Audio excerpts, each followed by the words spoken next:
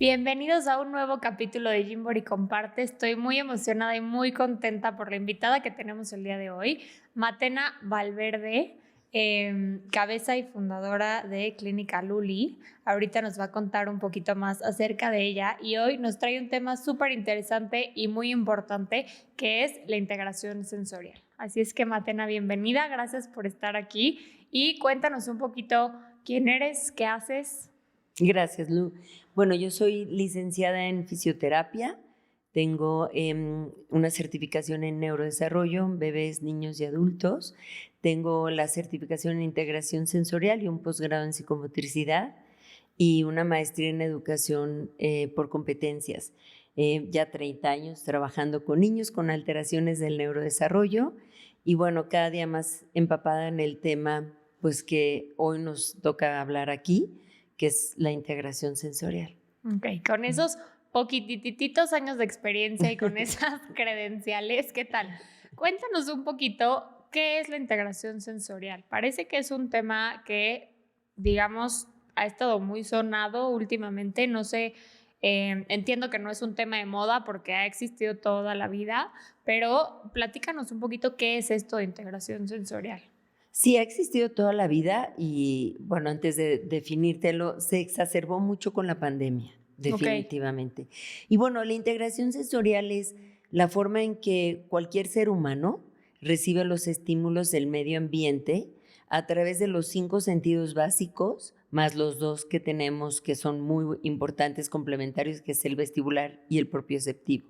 Entonces, la forma en que tú recibes el estímulo, lo procesas, lo regulas, y te adaptas a la situación y das una respuesta favorable, todo ese ciclo, digamos, se le llama integración sensorial. Entonces, obviamente, cuando hay alguna alteración en este ciclo, puede ser leve, moderada o definitivamente grave, se le llama un trastorno de integración sensorial. Ok. Básicamente. Y cuéntanos un poquito ¿cuáles son estos síntomas, si se le puede llamar así, o elementos o características que los papás se podrían dar cuenta o que un adulto común y corriente podría decir, a lo mejor yo tengo alguna alteración sensorial, de la integración sensorial? ¿Cómo se ve? En bebés chiquitos a veces es complicado, pero podríamos considerar que entre 0 y 6 meses mucha irritabilidad, Okay. dificultades en la alimentación, rechazo a ciertas texturas como puede ser parte de la ropa, o a partir de que inician con papilla, que en algunos casos es entre 5 y 6 meses, rechazo a las texturas de la papilla, pero no es nada más la cara de fuchi, es realmente tener como esta reacción de náusea por el olor o por la textura del alimento que se le está dando, ¿no? En bebés más grandecitos empieza a ser como muy evidente, mucho más evidente, ¿no? Por ejemplo, bebés que los subes al coche se marean y vomitan con mucha facilidad, no soportan un columpio, no soportan una hamaca, eso es como más vestibular. O los que son buscadores, se le llaman buscadores sensoriales, sensory seekings, que son muchos bebés que les gusta ser muy toscos, ¿no? Entonces, ya cuando están en una escuela, el que empuja, pega, jala, anda buscando siempre la manera de estar pegado en una pared o rodando en el piso. Estos son buscadores propioceptivos. Okay. Y bueno, la parte visual, cuando hay rechazo a una luz que hay a través de una ventana o inclusive cuando apagan la luz y empiezan a hacer como algún tipo de estímulo visual, no lo toleran. Es muy común también la parte auditiva. Hay muchos chiquitos que el sonido de la licuadora, la lavadora, la aspiradora, es intolerable. Hay cierta etapa, es importante decírtelo, Lu, que es común cuando la audición está empezando a tener un proceso de madurez. A veces estos sonidos no son muy tolerables por los niños, pero cuando ellos ven qué es, de qué se trata, las mamás como que los acercan, mira, es la licuadora, es la aspiradora, no pasa nada, y no sé, en un par de semanas se acoplan, no es un trastorno, pero cuando esto llega a ser verdaderamente insoportable para el niño, entonces sí hay que hacer una evaluación completa. Y así la parte auditiva, gustativa, propioceptiva, vestibular, de organización en praxias, de equilibrio y movimiento, de balance, se pueden ver afectadas por una dificultad en esta área. Y en un adulto, que hoy por hoy vemos que muchos adultos que no tuvieron la capacidad de haberse tratado o bueno, la posibilidad de haberse tratado en integración sensorial, son adultos que tienen fobias muy importantes. Ok. A las alturas, a la oscuridad, a ciertos alimentos. Okay. Entonces, generan como un perfil, y me atrevo a decirlo como un poquito Asperger, ¿no? Que son como muy reactivos a ciertas situaciones y crean como su propio mundo, muy funcionales. Sí. Conozco muchos papás muy funcionales, papás que inclusive son productores de cine o que son autores de canciones súper conocidas, que son totalmente obsesivos compulsivos o fóbicos a ciertas situaciones. Y entonces yo les digo, bueno, ya llegaste a esta edad, eres funcional, ya ni trates de arreglarlo, ¿no? Así eres, ok. Exacto, pero otros no. Y ahorita que mencionaste, pues estos, pues, no, es que no son síntomas como tal, más bien como estas conductas que aparecen, que a veces son como evitatorias. ¿Cuál es la diferencia entre estas alteraciones de la integración sensorial y un perfil hiposensible o hipersensible? ¿Cómo se podría diferenciar? Ok. Cuando hay una hipersensibilidad o una hiposensibilidad que con ciertas estrategias o regulaciones en casa es algo que pasa, que se supera, digamos, ya no cae en una categoría de un trastorno como tal. Okay. La línea más delgadita, y ahí sí es importante que los papás sepan, es entre conducta y trastornos sensoriales. Okay. Por ejemplo, yo he tenido pacientes referidos a que son muy reactivos al sol o son muy reactivos a los cambios, y cuando los valoro me doy cuenta que un 80% de la dificultad está en una situación conductual por todo el perfil que evalúo, y un 20% puede ser sensorial.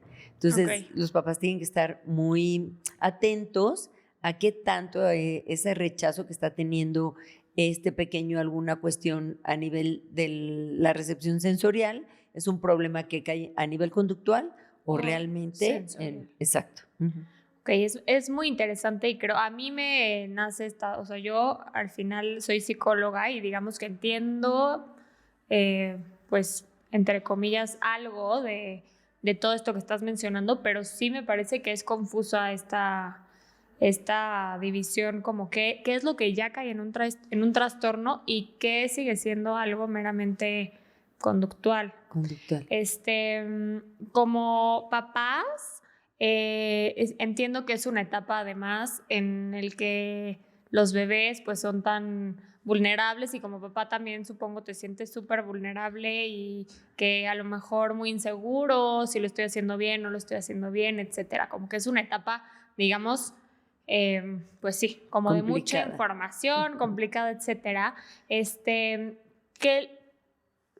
¿A qué se debe estos trastornos sensoriales? ¿Esto de la integración sensorial es algo genético? ¿Es algo que se da a partir del entorno y entonces es prevenible?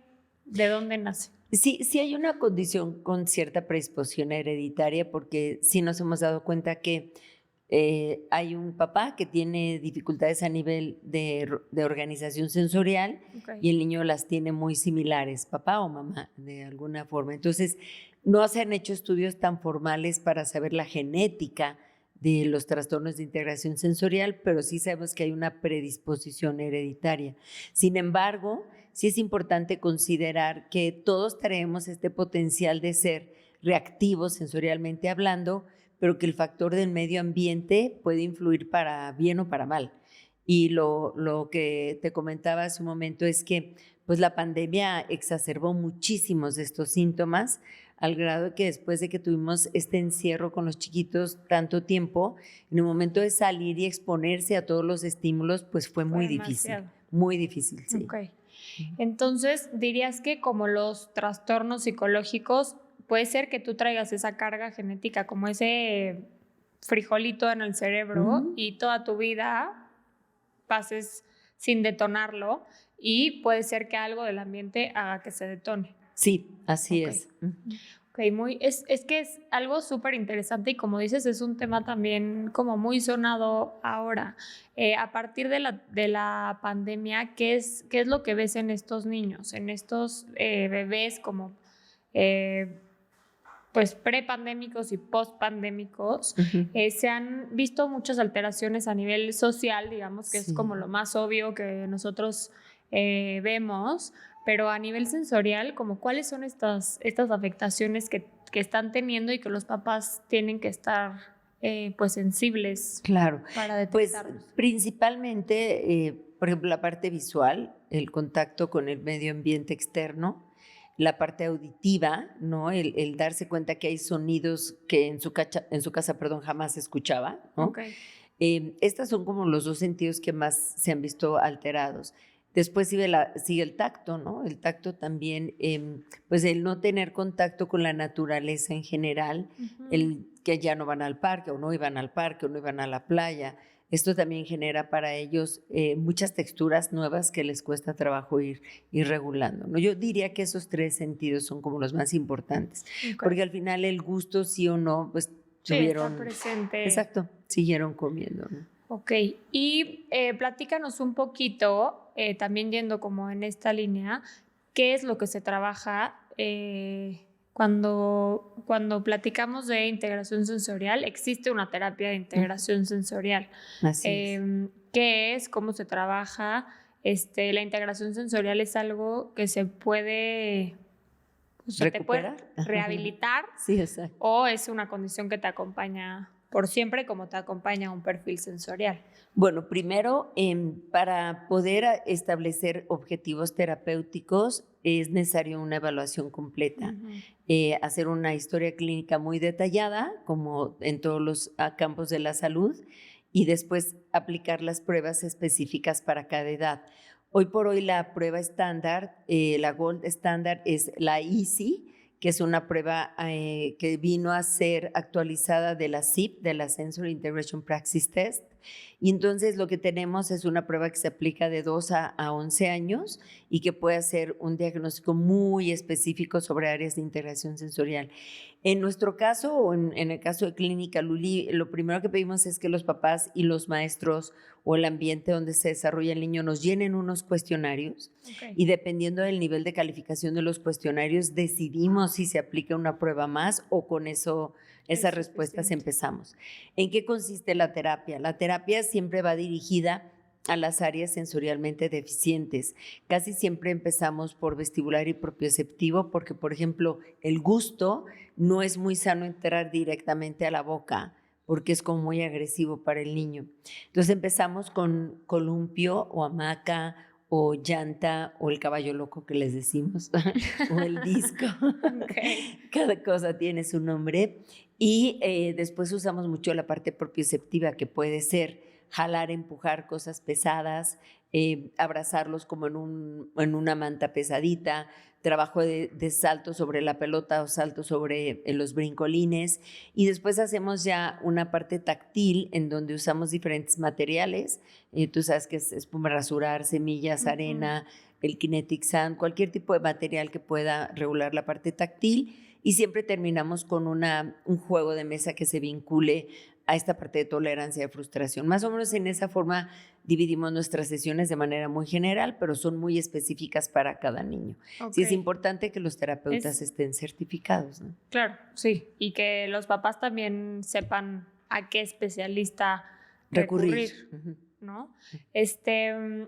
Ahora que dijiste esto de que era muy importante saber cómo era el entorno, digamos como afuera de la terapia o de la sesión, suena muy interesante porque sí, es cierto, a veces creemos que con la sesión va, trabaja, hace, cumple con ciertos pues criterios, avances que nos hablan de que el niño va bien, pero si regresa a un entorno en el que no lo estimula y no lo lleva hacia adelante, los avances van a ser pues muy pocos. Y en esos casos damos una dieta sensorial para casa y para escuela. De manera que los 3 ejes del niño, casa, escuela y terapia, tengan la misma línea de trabajo. Muy bien, es muy interesante. La verdad, es un tema también para los papás, supongo.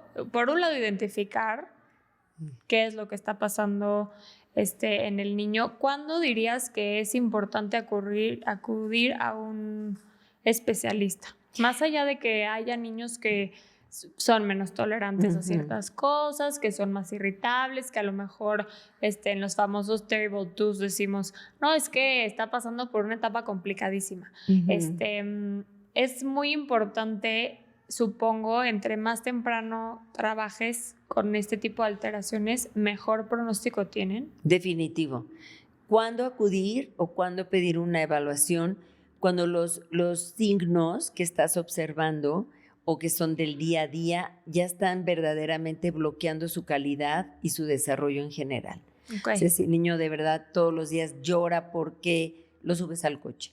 El niño todos los días llora porque no quiere el pañal. El niño todos los días llora porque le das una papilla que no le gusta. Entonces ya está siendo muy relevante, para su día a día, ¿no? Ok, digamos que le impide llevar un día... Una calidad de vida. Ok, exacto. Y por otro lado, ¿con qué especialista te tienes que acercar? Cualquier fisioterapeuta puede trabajar con estas alteraciones, tiene que ser alguien que esté certificado en integración sensorial, Sí. Nada más. ¿Quién es el especialista? ¿A quién hay que recurrir? Hace relativamente poco solo era el terapeuta ocupacional el que tenía la posibilidad de especializarse en integración sensorial para dar la terapia.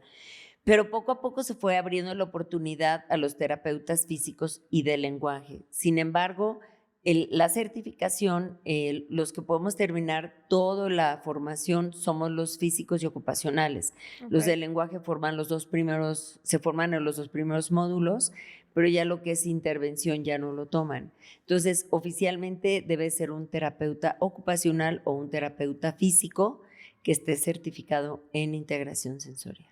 Muy bien. Pues Matena, me parece que cubrimos de cierta forma, como a grandes rasgos. Sé que es un tema gigantesco y nos podría dar para platicar horas, pero ¿hay algo que tú quisieras mencionar que es muy importante? O algo como que los papás deberían de estar muy atentos. Pues lo más importante es justo ser muy observadores de la evolución del desarrollo de sus bebés, de sus niños, y cuando algo de verdad no les lata a las mamás, porque esta intuición de maternal a veces es un primer diagnóstico muy certero, ¿no? Okay. Cuando algo de verdad no te late porque estás viendo que sí le está generando un problema del día a día, pues no ponerse la venda en los ojos y acudir con un especialista. A veces los pediatras no son como muy buenos referidores, ¿no? Porque pues su área es salud general, ¿no? Entonces más bien acudir con especialistas y ya nosotros si consideramos que es algo mucho más importante, a lo mejor podemos pedirle que haya una interconsulta con un neuropediatra. Okay. Pero eso en casos en donde ya hay otros síntomas que pueden estar vinculados a una cuestión neurológica. Pero yo diría ser muy observadores. Sí, es cierto. Es que sí, aquí siempre decimos que las mamás y los papás o quienes sean las figuras primarias de los bebés tienen esta intuición y al final quienes más saben de sus hijos son ellos. Exacto. De acuerdo. Que se escuchen, que se hagan caso, que exacto. Si algo no les parece pues normal, se atiendan. Exacto. ¿Cuánta... tabú o cuántos como prejuicios existen, tú que lo vives de dentro como especialista en este tema, cuánto miedo existe de los papás el acercarse a una terapia, al tener a un hijo en una terapia? ¿Tú qué les podrías decir a estos papás que tienen como este rechazo o este miedo a pues acercarse con un especialista y descubrir que a lo mejor su hijo sí necesita ayuda de otro... Mira, tenemos la ventaja que cada día es menos, cada día están más abiertos, que eso es una maravilla. Y la otra es, pues en realidad, pensar que no le bloqueen la posibilidad de un desarrollo funcional a sus niños. Entonces, si hay algo, como te decía hace rato, no se pongan la venda en los ojos. Ustedes saben perfectamente bien que hay algo, ¿no? Entonces, más vale que un profesional les pueda decir si hay, no hay, se puede hacer esto o no se puede hacer esto. Entonces, es como saber llegar al punto sin ese temor, sin ese miedo, porque pues, son sus hijos y lo mejor que queremos es que su desarrollo sea dentro de lo que cabe lo más funcional. Claro, es que como dices, no hay como la información, saber si hay o no hay, tener certeza, y sobre todo que nos volvamos aliados y pues guías en el desarrollo de nuestros chiquitos que tanta ayuda necesitan muchas veces y que no está mal pedir ayuda para nada. Exacto. ¿Cómo identificar a un niño que todavía no habla? Bueno, el lenguaje justamente también es una etapa del desarrollo importantísima porque nos da esta capacidad de comunicación y de reconocimiento de signos. Si tenemos un chiquito que ya llega a los 2 años y no hay un problema o no hay un lenguaje como tal, debemos de observar el resto del desarrollo. Siempre es importante, y yo se los digo a mis alumnas y a los papás, que no podemos hacer un diagnóstico por un síntoma aislado. O sea, no habla, ya tiene un problema neurológico, ¿no? Entonces, a ver, no habla, porque todo se le adivina, porque trae algún otro síntoma agregado, porque está vinculado también a una situación sensorial, porque no se le ha estimulado de una manera adecuada. Entonces, una vez que tengo este abanico de posibilidades de diagnóstico de un problema de lenguaje, entonces recurrir a un especialista como tal. Pero vuelvo a hacer un poquito más de énfasis en ser muy observadores. Si no está hablando, ¿por qué? ¿No? Muchas veces es cuestión de que el niño tenga el ambiente adecuado o sí puede existir un problema en el lenguaje, ¿no? Y el lenguaje, yéndome un poquito a una cuestión como más extrema, también la ausencia del lenguaje puede ser uno de los primeros síntomas en chiquitos menores de 18 meses de un posible espectro autista. Entonces, por eso es importante vincularlo a otros síntomas para descartar, ¿no? Exacto. Ver el panorama completo antes de saltar a una conclusión. Exacto. Ahora, como papás, ¿cuáles son los pasos a seguir si detectamos un trastorno? Ok, yo diría que si este trastorno de verdad está haciendo un efecto muy negativo en su día a día, tanto en papás como en niños, por ejemplo, la parte del sueño, ¿no? Sí. Que a veces está también vinculado a un problema sensorial.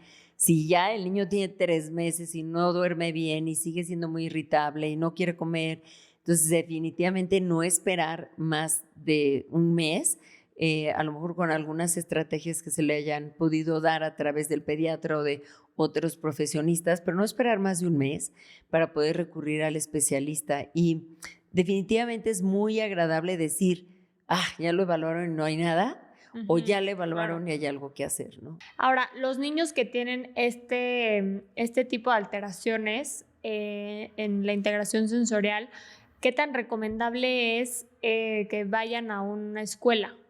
Totalmente recomendable, sobre todo cuando vienen con problemas sociales. Aislarlos es una de las peores situaciones que puedes generarle, ¿no? Entonces, al contrario, aquí lo importante es la disposición de la escuela, ¿no? Porque muchos de ellos necesitan algún tipo de recursos especiales para que puedan ir teniendo la adaptación lo más normal posible. Entonces, por ejemplo, muchas veces sugerimos la esquina del descanso, la esquina que se llama break corner o break box, en donde ellos tienen, por ejemplo, hasta una tiendita de campaña donde pueden entrar y tener material. Cuando sienten que se van a desbordar por alguna cuestión sensorial, pueden tener esa opción y autorregularse, o hasta un tumbler, un brincolín, es decir, les salta un minutito, ¿no? Sí, y regresa. Exacto. Entonces, si la escuela tiene esta apertura, esta disponibilidad, y las maestras también, es maravilloso porque hacemos una mancuerna increíble y podemos dar muchísimas estrategias que nos ayudan a que el niño vaya teniendo poco a poco la adaptación y haciendo una escolaridad regular, ¿no? No hay por qué separarlos ni aislarlos. Normal, no hay ninguna contraindicación, al revés. Definitivo. ¿Cuándo nos damos cuenta como papás que en la terapia van habiendo avances? Supongo que son, entre comillas, obvios, dependiendo de qué tan grave sea el caso, pero ¿cómo nos damos cuenta de que hay avances y cuánto tiempo más o menos dura un proceso de terapia? Ok. Nosotros en la clínica Luli lo hacemos por periodos. Una vez que se hace la valoración inicial, si el niño tiene menos de 3 años, lo que hacemos es hacer una evaluación cada 3 meses. Okay. Si tiene más de 3 años, cada 6 meses. Y medir lo que fue cuando llegaron, lo que se aplicó de terapia y cómo han avanzado y qué sigue por trabajar. Cada 3 o cada 6 meses. Pero siempre también les digo a los papás, una terapia que en 3 meses no te da resultados, no es la que él necesita. Corre de ahí. Exacto. Okay. Si tengo un hijo que tiene este tipo de trastornos, si vuelvo a tener otro hijo, ¿volverá a tener este mismo trastorno? Es algo, como habías platicado, existe un componente genético, pero es común que pase esto, que los 2 hijos de una misma familia tengan los mismos trastornos. Pues sí hay mayor posibilidad que en una familia que no lo tiene, pero no quiere decir que es un hecho, ¿no? O sea, puede ser que el primero tenga, sobre todo, por ejemplo, si volvemos a lo de la pandemia, claro, no es necesariamente seguro que el segundo lo tenga, o sea, prácticamente puede ser muy vinculado al ambiente. Ok. Muy bien, Matena, pues muchas gracias. No sé si quieras agregar algo más, algún lugar en donde te puedan encontrar. Bueno, tenemos, la página está como clinicaluli.org y tenemos una página en Instagram y en Facebook y ahí publicamos de vez en cuando algunas cosas interesantes. Súper, pues ya saben dónde encontrar a Matena, la famosa Matena, en Clínica Luli. Esto fue todo por el capítulo de hoy. Me parece que nos llevamos herramientas muy importantes y sobre todo nos abriste un poquito el panorama en cuanto a qué era la integración sensorial. Entonces te agradezco muchísimo tu tiempo, Matena, y gracias también a todos ustedes por estar aquí en un capítulo más de Gymbody Comparte, el podcast. Ya saben dónde encontrarnos: YouTube, Spotify y Instagram como Gymbody México.